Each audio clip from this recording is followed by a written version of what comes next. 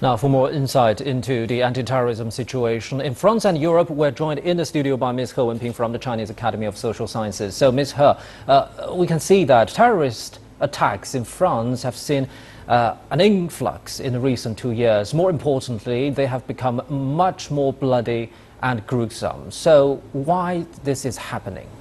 Yes, the terror attack happening in France seems too much, too often.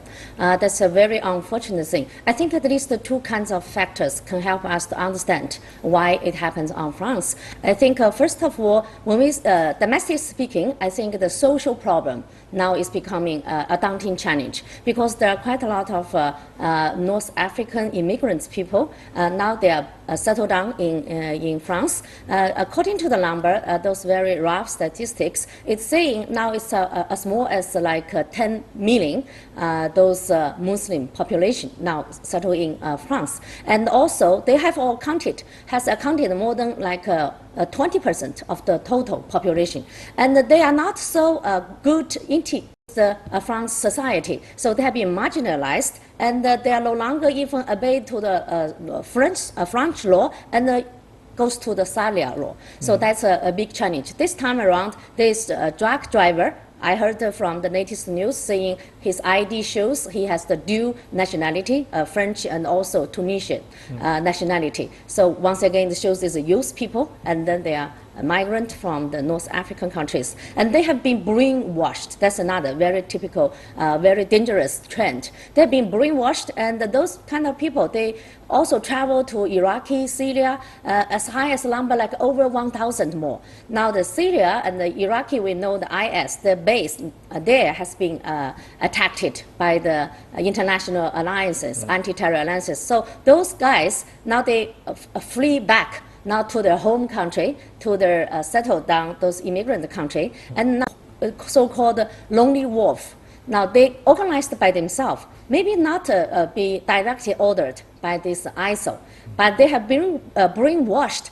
Now they follow those very extremist ideology. So they want to do things similar like what happened in Brussels, like in Bangladesh, like in Turkey. They want to show their existence. So they can do things by their own. So this is a very dangerous issue. And then also, we can also see those foreign policy, like France now has been taking in recent years, like a Libya war. Then the President Sarkozy has taken the lead to bomb the Tripoli and Benghazi, and then top down the Gaddafi. So those has, I think, becoming, now we see the spillover of that Libya war, and also Mali war here, there. So they have been serving as the frontier fighter with those terrorist group. So obviously now the terrorist group also choose Paris, choose like Nice now, becoming the revenge target. So I think domestically and the foreign policy, now both of these now serving as those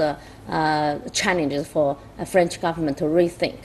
Now let's talk about the European Union as a whole. We can see that from the recent attacks happened in Europe, they're well organized and more importantly transnational. So do you think the European Union can cope with such an influx, such a serious security challenge under its current structure and enforcement capability? Right. I think it's not an issue. It's not a matter of whether or they should do. They must do.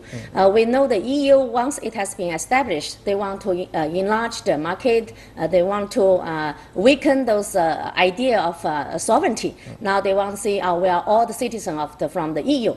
But now with this civil war in Libya and the Arab Spring, those revolution you see all over the North Africa and goes to the Middle East. Now the refugee issue also becoming another shock to the European countries. So now there's no longer the trend to talking about those common sovereignty of the EU. Italy and the South European countries, they all want to erect their own fences, saying we don't want to receive those refugees. Who knows, are there any terrorist people you see among those refugee group? So they all want to defend themselves. So to stop those influx of refugee. So that's caused one of the hurdle and the challenge for this united anti-terror strategy.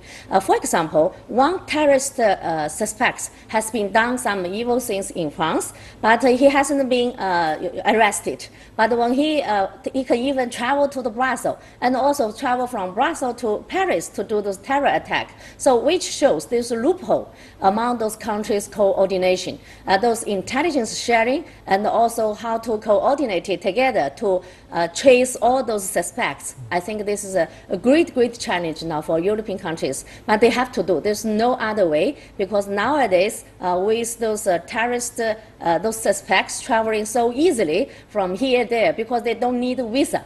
They even they are outsiders. They are not based in European country. Once they got a Schengen visa, now they can travel freely to all those 27 countries. So that's caused, I think, dangerous issue for this united anti-terror strategy. But there's no other way to go. So for EU country, they have to unite it together and share intelligence and find the common way and also the common standard. Sometimes they call this one is not a terror, that one maybe is some opponent or rebel forces, whatever. So this standard also should be united. No more double standard. Even goes other countries, other regions. Right. Thank you very much, Ms. He Wenping from the Chinese Academy of Social Sciences.